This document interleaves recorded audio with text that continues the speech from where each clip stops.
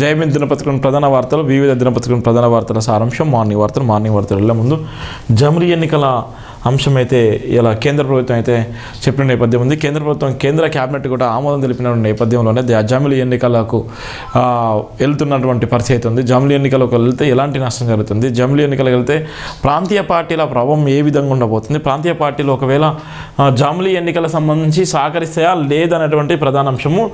జమిలీ ఎన్నికలు దేశానికి ప్రమాదం అనేటువంటి ప్రధాన వార్త. ఎన్నికల నియమావళికి ఉద్యోగ సిబ్బంది ప్రధాన కొరత, రాష్ట్రాల అస్తిత్వం స్థిరత్వం కోల్పోతున్నాయా, భారతదేశ ఉనికికి దెబ్బతింటుంది, ఒకే దేశం ఒకే ఎన్నిక సాధ్యమయ్యే పనైనా, జమిలీ ఎన్నికల నియమావళి ప్రయోజనాలు ముందస్తుగా ప్రకటించండి. ప్రపంచ దేశాలు బ్యాలెట్ ఎన్నికలు అవలంబిస్తున్నాయి, అతిపెద్ద భారతదేశం ఈవీ ఎన్నికలకు ప్రదర్శిస్తున్నాయి. 2 కోట్ల ఉద్యోగులు ఏడబాయే, ఢిల్లీ క్యాప్చర్ కోసం తెగదిప్పల పడుతున్న కేంద్ర ప్రభుత్వం. జమిలీ ఎన్నికల నిర్వహణ అర్ధరాహిత్యమా, ఆలోచనాయుక్తమా, అప్రస్వామికంగా రాష్ట్రాలను కులదోయడం రాజకీయమేనా, రాష్ట్రాలపై కేంద్రం దండయాత్ర కొనసాగించినట్లుగా ఉంది. ప్రమాదంలో భారతదేశం. ఇక్కడ ఉన్నటువంటి జమిలీ ఎన్నికలకు సంబంధించి ఒకవేళ తీసుకున్నట్టయితే ప్రమాదంలోనే భారతదేశం ఎన్నికలు ఉన్నటువంటి నేపథ్యం ఉంటుంది. ఈ ప్రమాదంలో ఉన్నటువంటి పరిస్థితి ఎట్లుంటుందంటే ఇవాళ ఉన్నటువంటి సిబ్బంది కొరత ఉంటుంది. ఒకే దేశం ఒకే ఎన్నిక తీసుకున్నట్టయితే సిబ్బంది కొరత చాలా స్పష్టంగా కనబడేటువంటి నేపథ్యం.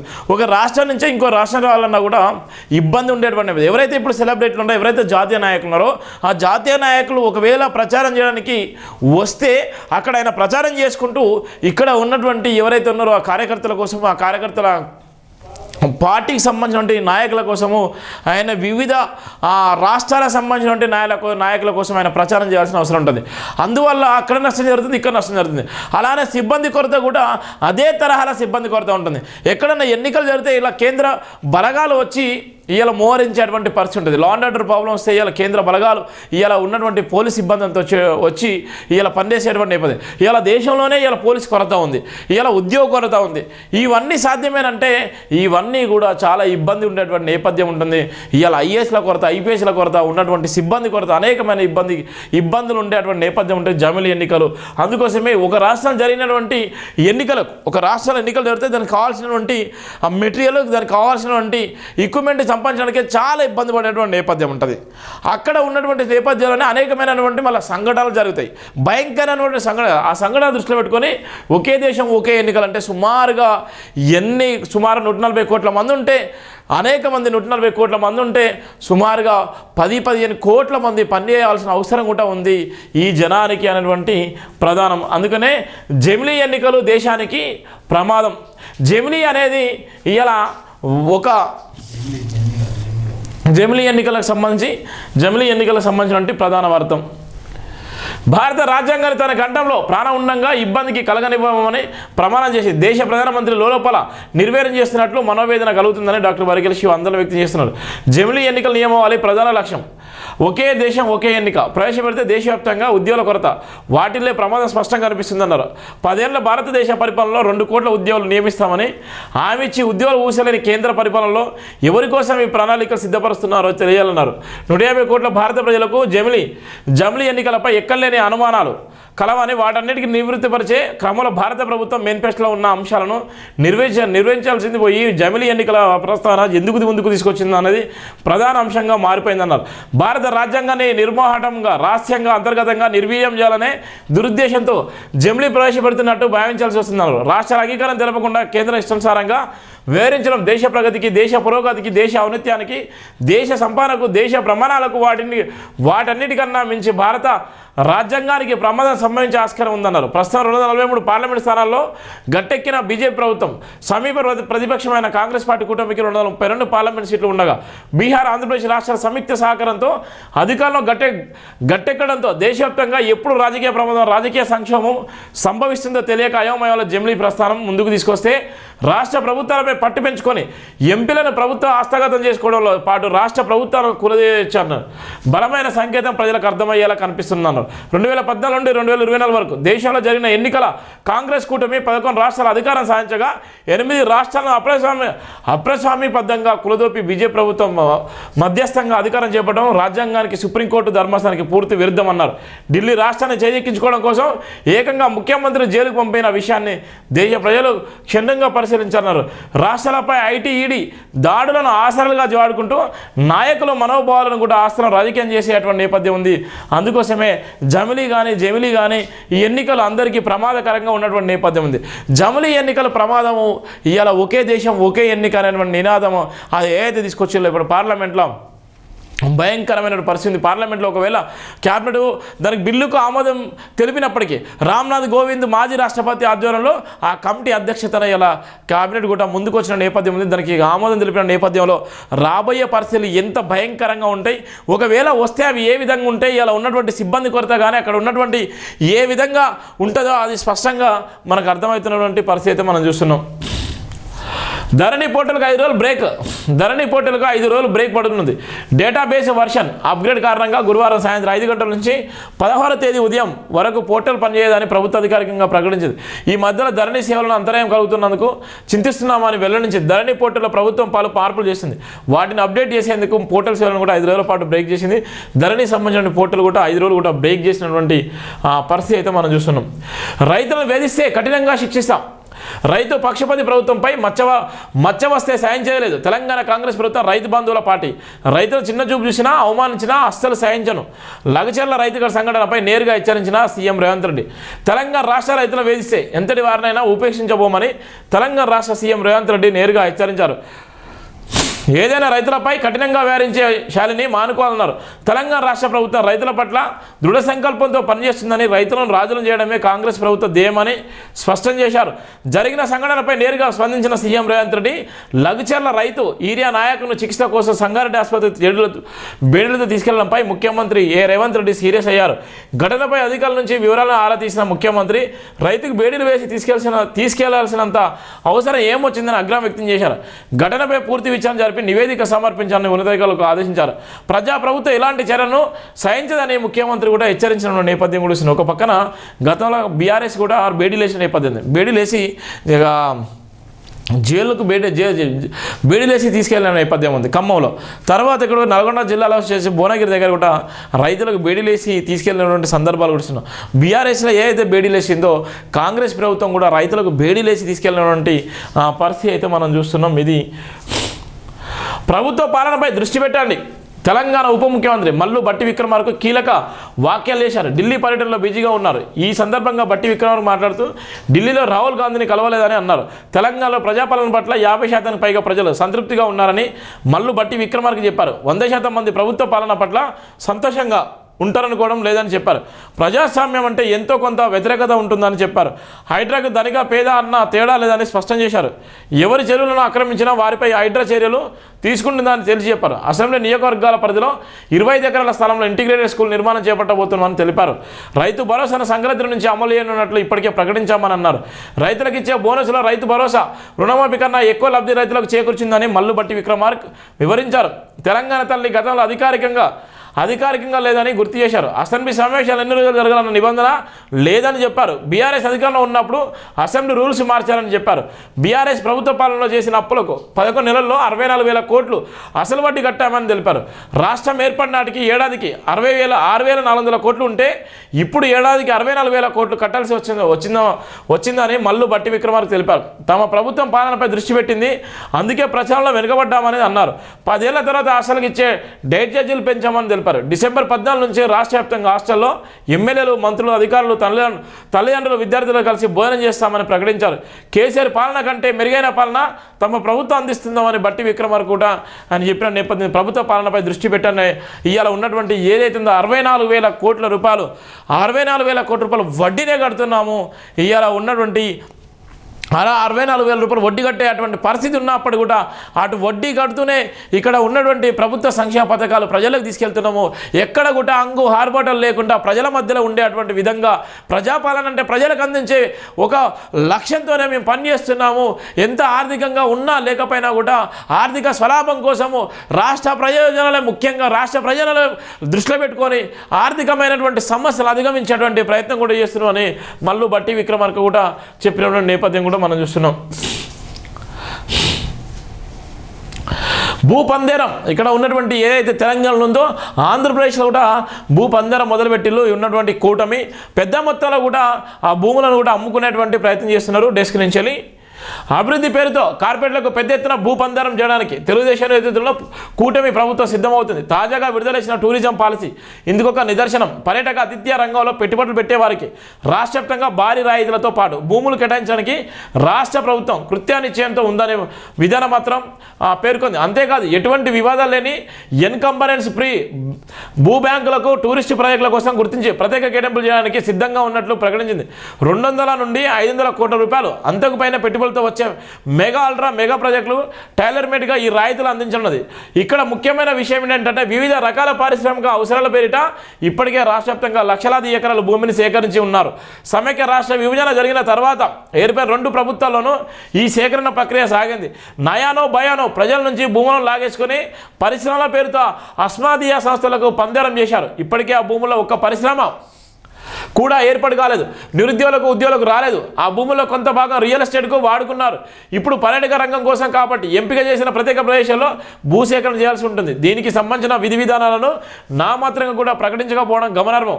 విభజన తర్వాత రాష్ట్రంలో మొట్టమొదటి ఏర్పడిన తెలుగుదేశం ప్రభుత్వం పారిశ్రామికాభివృద్ధి పేరుతో 2015 అక్టోబర్ నాటికి రాష్ట్ర వ్యాప్తంగా 7.82 లక్షల ఎకరాలకు సేకరించింది. వీటిలో అప్పటికప్పుడు కేటాయించేందుకు వీలుగా 2.73 లక్షల ఎకరాలు ఉన్నాయని కూడా తెలిపింది. ఇలా తక్షణ కేటాయింపు కోసం కొన్ని చట్టాల సవరణలు కూడా తీసుకొచ్చింది. ఇవేగాక micro small and medium enterprise MSD పార్కుల పేరిట ప్రతి నియోజకవర్గానికి కనీసం 7,500 ఎకరాలు సేకరించడానికి అప్పట్లో లక్ష్యంగా పెట్టుకున్నారు. దీనిని చాలా వరకు పూర్తి చేశారు. రాష్ట్ర వ్యాప్తంగా పెద్ద ఎత్తున సాగిన ఈ భూ లావాదేవీలు కేటాయింపుల వ్యవహారంలో భారీ కుంభకోణం చోటు చేసుకున్నట్లు ఆరోపణలు వచ్చాయి. 2019 ఎన్నికలు గెలిచిన తర్వాత ముఖ్యమంత్రిగా ప్రమాణ స్వీకారం కూడా చేయకముందే ఈ వ్యవహారంపై పూర్తి స్థాయి వివరాలు ఇవ్వాలని ఆదేశించిన జగన్మోహన్ రెడ్డి ఆ తర్వాత ఆ విషయాన్ని పట్టించుకోలేదు. మరోవైపు వైసీపీ ప్రభుత్వం ఆయనను భూదందా యథేచ్ఛగా కొనసాగింది. తాజా ఎన్నికలో గెలుపొందిన తర్వాత ముఖ్యమంత్రి హోదాలో చంద్రబాబు నాయుడు గనుల అటవీ శాఖపై విడుదల చేసిన శ్వేతపత్రంలో వైసీపీ ప్రభుత్వం లక్షల ఎకరాలు భూ అక్రమాలు జరిగాయని పేర్కొన్నారు. ఆ భూములకు వెనక్కి తీసుకునే పేదలకు పంచాలని, మొత్తం వ్యవహారంపై న్యాయ విచారణ జరిపించాలని డిమాండ్ మాత్రం ఆయన ఇప్పటివరకు పట్టించుకోలేదు. 2 ప్రభుత్వాలు రకరకాల పేర్లతో లక్షల ఎకరాల భూముల రైతులు నుండి లాక్కొని కార్పొరేట్లకు అశ్రిత పెట్టుబడిదారులకు పందనం చేస్తున్నాయి. అయితే ఎక్కడ 2018 భూసేకరణ చట్టం ప్రకారం గ్రామ సభలు నిర్వహించడం, రైతుల ఆమోదం తీసుకోవడం న్యాయపరమైన పరిహారం. ఇక్కడ ఉన్నటువంటి ఏ అయితే ఆంధ్రప్రదేశ్కి సంబంధించినటువంటి భూపందనం ఏ అయితే పెద్ద మొత్తంలో కూడా భూములు లాక్కొని ఇలా భూములను కూడా రియల్ ఎస్టేట్ వ్యాపారానికి వాడుకుంటున్నారు.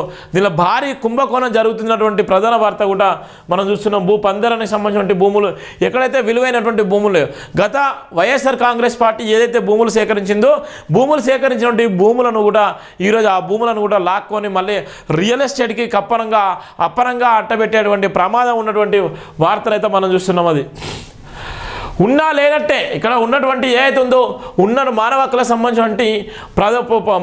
సంబంధించినటువంటి అంశాన్ని తీసుకున్నట్లయితే కేంద్ర రాష్ట్ర ప్రభుత్వాలు కూడా మానవ హక్కులు ఇలా నీరుగారేటువంటి ప్రమాదం ఉంది. మానవ హక్కులను కూడా పట్టించుకునేటువంటి పరిస్థితి లేదు.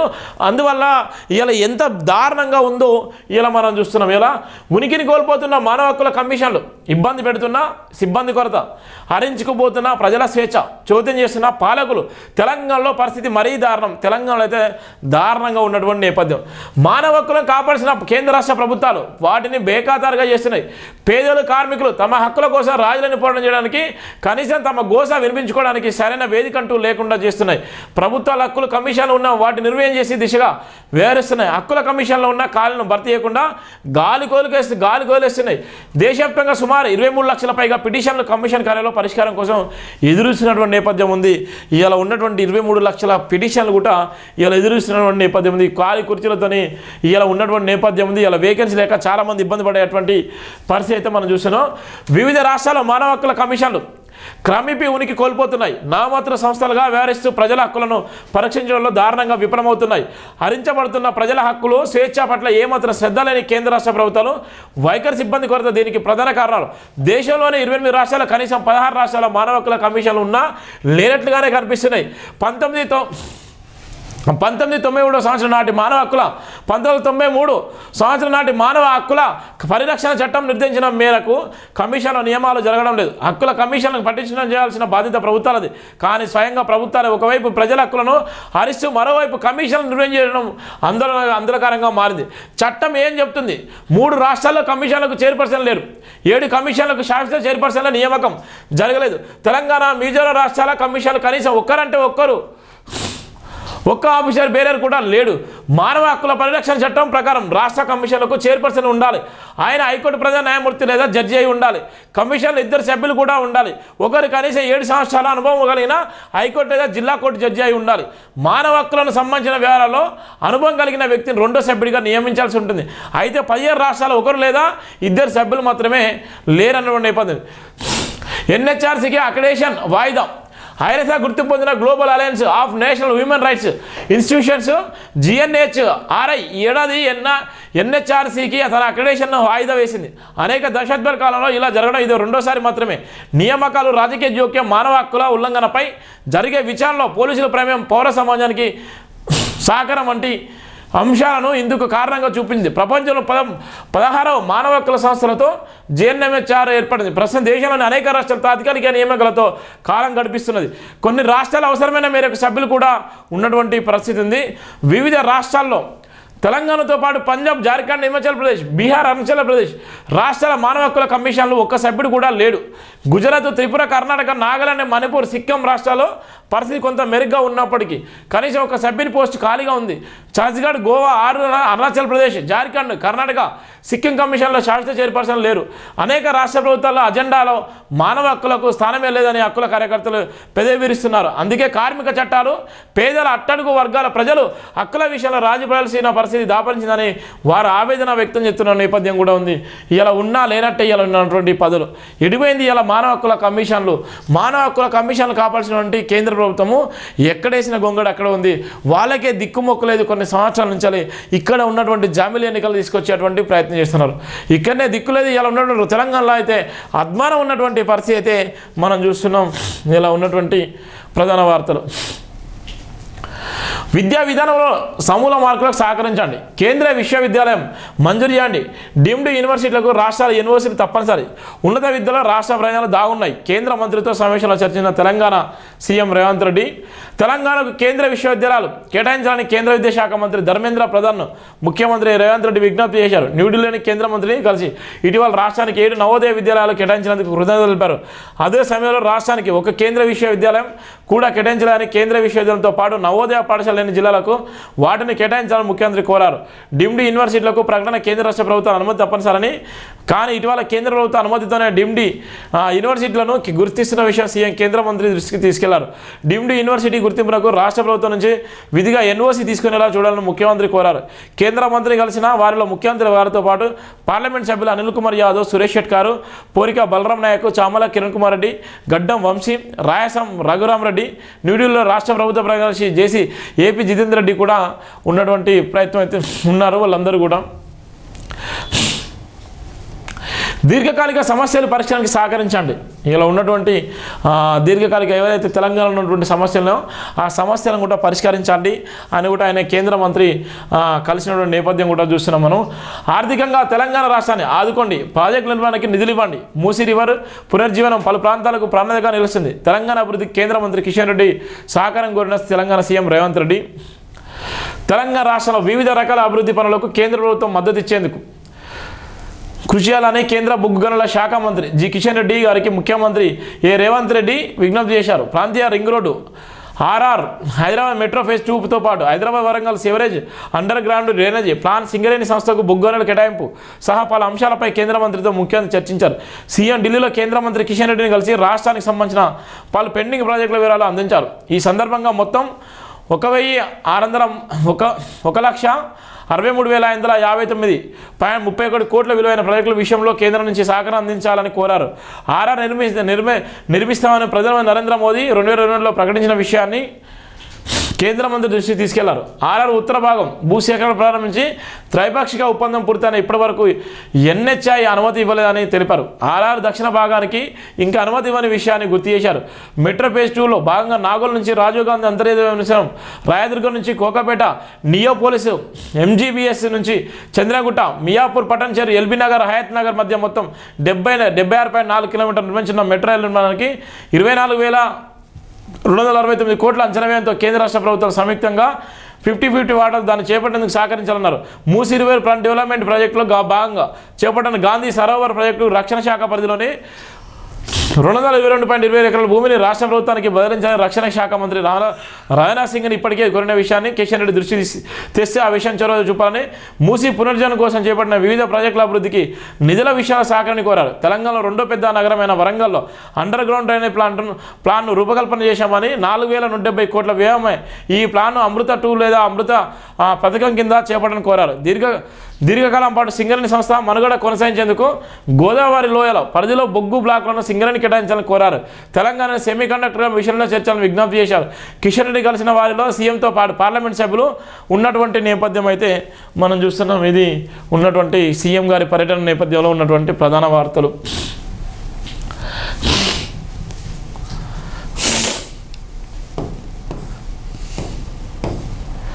జమిలీకి సై, అక్కడ సై కన్నై. లక్షల దాడి నిందితుడికి గుండెపోటు, బేడీలు వేసి నిమిషాస్పత్రి తరలింపు, గతంలోనే అనారోగ్య సమస్యలు ఉన్నట్లు వెల్లడి.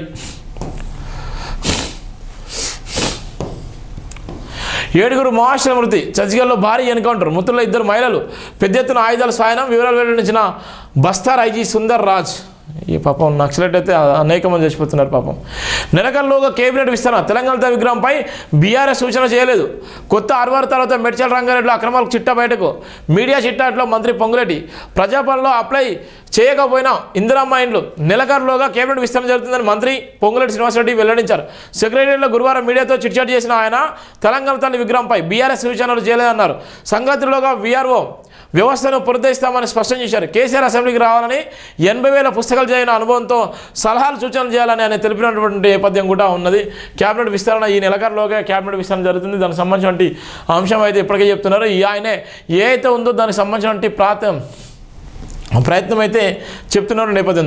రద్దా పొడిగింప, జమిలీ నేపథ్యంలో రాష్ట్ర అసెంబ్లీ కాలపరిమితమే అనుమానాలు. ప్రస్తుత ప్రభుత్వం గడువు 2028 డిసెంబర్ 9 వరకు, 2029 మేలో ఎన్నికలైతే కాంగ్రెస్కి అదనపు లాభం. రాష్ట్రపతి పాలన విధించకుంటే మరో 6 నెలల అధికంలోనే 2027 ఏప్రిల్లోనే ఎలక్షన్ నిర్వహించే నష్టం. 1.5 ఏళ్ల ముందుగానే పవర్ లూజ్. అదే జరిగితే స్థానిక ఎన్నికల తర్వాత శాసనసభ ఎలక్షన్ 3లోకే. దేశవ్యాప్తంగా ఇప్పుడు జమిలీ ఎన్నికలపైన చర్చ నడుస్తున్నది. ఒకవేళ జమిలీ ఎన్నికలు నిర్వహించాల్సి వస్తే మన రాష్ట్రంలో ఎన్నికల పరిస్థితి ఏంటనేది హాట్ టాపిక్గా పోయింది. మన రాష్ట్ర అసెంబ్లీ కాలపరిమితి తగ్గుతుందా లేక పెరుగుతుందా అనే ఆసక్తికరంగా మారింది. 2029 మే నెలలో జరిగే పార్లమెంట్ ఎన్నికలతో పాటు జమిలీ ఎన్నికలు నిర్వహిస్తే అసెంబ్లీ కాలపరిమితి 6 నెలల పాటు పెరుగుతుంది.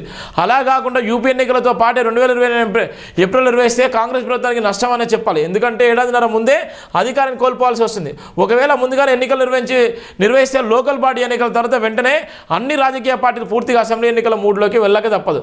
అదనంగా 6 నెలలు రేవంత్ సర్కారు ప్రస్తుత అసెంబ్లీకి 2027 డిసెంబర్ 9 వరకు గడువు ఉంది. ఈలోపు ఎన్నికలు వచ్చినట్టయితే 1.5 సంవత్సరం ముందే ఇక కాంగ్రెస్ పార్టీ ప్రభుత్వం అయితే పోయేటువంటి ప్రమాదం అయితే మనం చూస్తున్నాం. ఇలా ఉన్నటువంటి పరిస్థితి.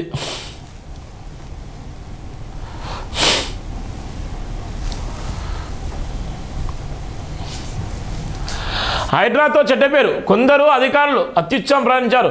ఆ కారణంగానే ప్రభుత్వానికి ఇబ్బందులు. మంత్రి దిద్దుల శ్రీధర్బాబు. ఇల్లు కూల్చారేసేమని ఆటో డ్రైవర్ అటన్మరావు. మూసి బఫర్ జోన్లో కూల్చివేతాలంటూ ప్రచారం అందరూ గురై గుండెపోటుతో రవీందర్ మృతి. రామంతపూర్లో విషాదం పాపం. హోంగార్డులకు అందరినీ జీతాలు 12వ తేదీకి వచ్చినా రాని వేతనాలు, ఇంటి నిర్వహణ ఖర్చులకు ఇబ్బందులు, 5 లోపే వేయాలని వేడుకలు. వాళ్ళు ఇబ్బంది పడుతున్నారు, ఘోరంగా ఇబ్బంది పడేటువంటి పరిస్థితి మనం చూస్తున్నాం. తాండూరు ఎస్సీ హాస్టళ్ల సందర్శనకు వెళ్తున్న మాజీ మంత్రులు సబితా సత్యవతి, బీఆర్ఎస్ నేతలను వికారాబాద్లో అడ్డుకుంటున్న పోలీసులు. గురుకుల బాటపై సర్కారు ఉలికిపాట. తాండూరు ఎస్సీ హాస్టల్కి వెళ్తున్న సబితా సత్యవతి అరెస్టు, వికారాబాద్ వద్ద బీఆర్ఎస్ నేతలు అడ్డగింత, ఉద్రిక్త రోడ్డుపైన బైఠాయింపు, అరెస్ట్ చేసి పోలీస్ స్టేషన్లకు తరలింపు. పరమేశ్వరి వెళ్లే భయం ఎందుకు? సబితేంద్రెడ్డి. కుట్ర సంస్కృతి కాంగ్రెస్ ఎమ్మెల్సీ సత్యవతి రాతుడు. ఆడబిడ్డలను అడ్డుకోవడం అవమానీయం. ఇలా ఉన్నటువంటి జేబీఎం దినపత్రికలు ఉన్నటువంటి ప్రధాన వార్తలు, వివిధ దినపత్రికల ప్రధాన వార్తలు, సారాంశం మార్నింగ్ వార్తలు. దయచేసి జేబీఎం టీవీ ఛానల్ సబ్స్క్రైబ్ చేసుకోండి, షేర్ చేయండి, వీళ్ళని కామెంట్ చేయండి. కొంత కోల్డ్ ఉన్నటువంటి నేపథ్యంలో మాట్లాడలేని పరిస్థితి ఉంది. దయచేసి ప్రతి ఒక్కరు కూడా సబ్స్క్రైబ్ చేసుకోవాలని కోరుకుంటాను. Thank you so much JBM.